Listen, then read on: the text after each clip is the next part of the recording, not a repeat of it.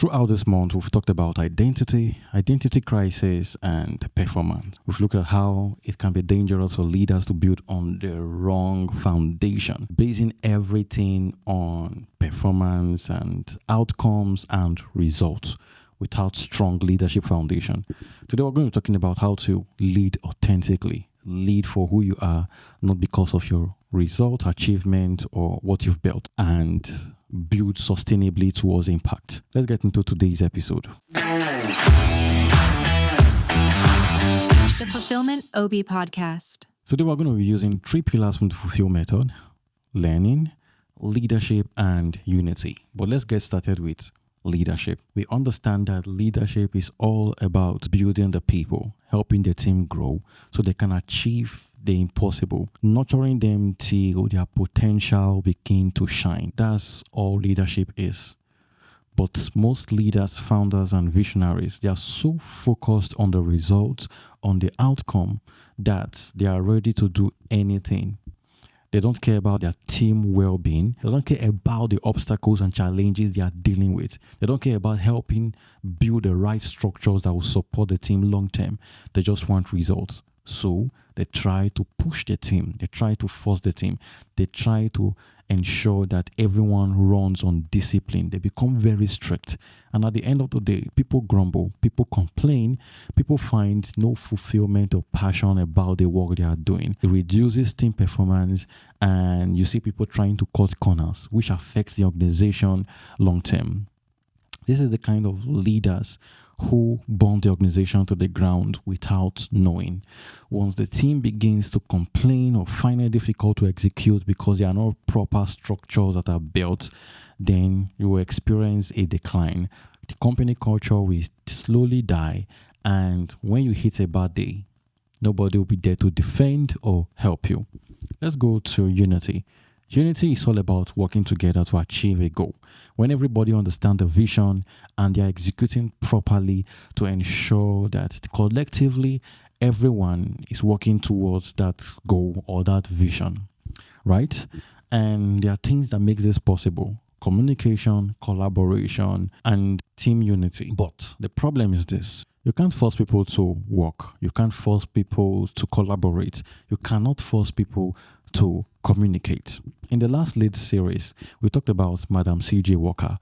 She's one of the most celebrated leaders in history. Even after 3 to 4 decades, people still remember her impact. She was able to train 40,000 women to help build their personal business. That's something every leader should emulate. She understands the essence of unity. She was able to pass on her philosophy and her ideology to people she had never even met before. So ask yourself the question: with the way I'm leading, will anybody be able to remember who I am, regardless of the results? When people forget about the results, forget about the achievements, will they still remember me for who I am? The problem is, most leaders will be forgotten because your team is already complaining, they're already grumbling, they're looking at you as someone who is trying to exploit them. They don't see you as someone who is trying to help them to grow, polish their potential, and to help them become better at what they do. They see you as someone that is trying to exploit them, and nobody remembers people who lead like that. The third one is learning, active learning. Learning is something you do continuously.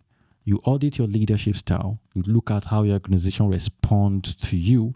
You see if you have been able to build a team that can execute independent of your involvement, or everyone is so dependent on you because you've become the one who backs others at people. If your team cannot execute without you, if they depend on you for everything, it shows that you are not taking feedback, you are not learning, and you are comfortable being the one who runs everything. Organizations like that, they die. Immediately something happens and you are not there to put it together, everything will fall apart. Active learning helps you to understand the capacity of your people so that you'll be able to build the right structures and foundation to support everything. That's what true learning does. If your team culture is slowly dying, your organization is slowly rotting away, things are not looking good, and there's internal chaos, don't worry. We have 7 pillars to help you build the right foundation and to support your leadership long term. To help you get started, we've put together what we call the Fulfill Executive Skill Assessment. 35 questions that can be answered under 5 minutes, and at the end, you leave knowing exactly where your leadership structures are failing and what you can do about it. Completely free. You can check the link in the description of this episode or the show notes. If you have a challenge, please drop it in the comment section. I read every one of them. If this episode have addressed something you've been dealing with, please do well to subscribe and share with someone who you know will get value from this. Thank you so much for listening and watching to the end of this episode. I'll catch you tomorrow for the next one.